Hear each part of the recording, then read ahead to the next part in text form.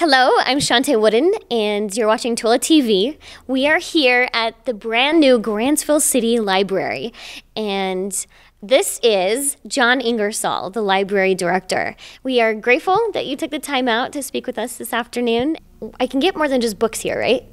Sure. So tell me a little bit about what that means. No, I love books. Don't get me wrong. I'm just saying this is the digital age, and it's exciting to see how this library has embraced that. Sure. So tell me, what does that mean for this library? In addition to the books and the DVDs and the audiobooks we have on the shelves, we have a collaboration with the Utah State Library, and through that collaboration we have access to another 18,000 items, and these are through one-click and Overdrive. Those services are provided by the State Library, and you can download off the internet audiobooks.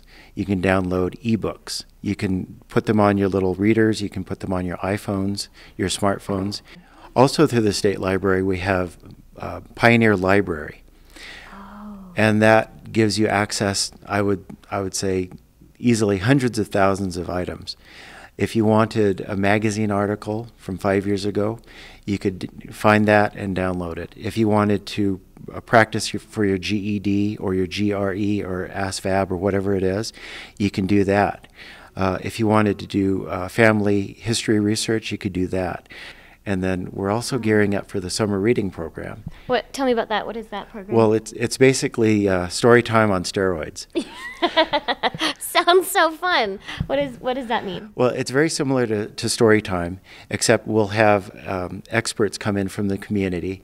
Last year, for instance, we had somebody come in from Stansbury Park, and he runs the observatory. So he came in and he had a dozen telescopes, and the children got to look through a telescope. We'll have Domino's Pizza come in and show the children how to make a pizza, and then before all that fun stuff happens, we'll have stories based on what it is that they'll be doing hands-on. Oh, interesting. So it's connecting the books to to an activity. Sure. In real life, so you get to read it and do it. And then there's hands-on things. Children tend to be hands-on anyway, so that they get to have the story, and then they get to have the hands-on, and then there's some sort of demonstration by the expert that's included as well. Well, that sounds so fun. I think I'm going to come. Tell me about Interlibrary Loan. What does that mean? That's another service provided by the Utah State Library. But the fact that we have 18,000 items online and another 27,000 items here in the library doesn't mean that we're going to have what it is that you want. So through Interlibrary Loan, we can put in a request, and by putting in that request, it's done online. We make the request throughout the country. So say somebody wanted something fairly obscure, but it's available in a small library in New York City, or in Florida or Alaska. Oh, wow, any library?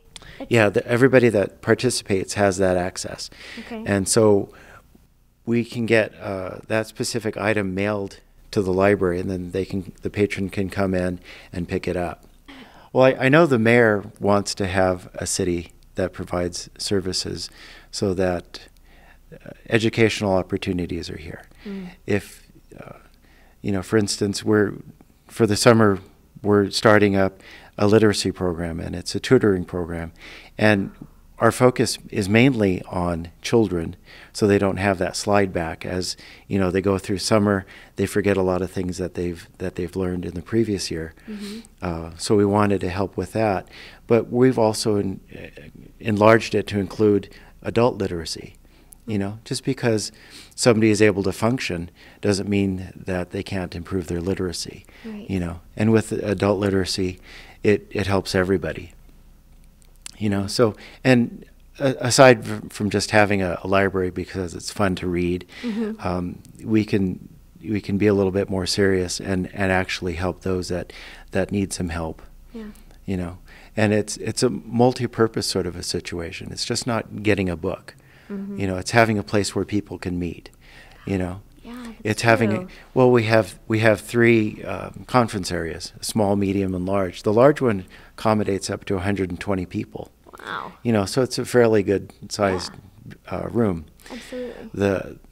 Up until then, if you didn't have access to the high school or the elementary schools, there were no large places to meet. That's true. A library truly is a meeting place for the community. Right. Isn't it? And the mayor early on, when he got me on board, said he wanted this as a city center.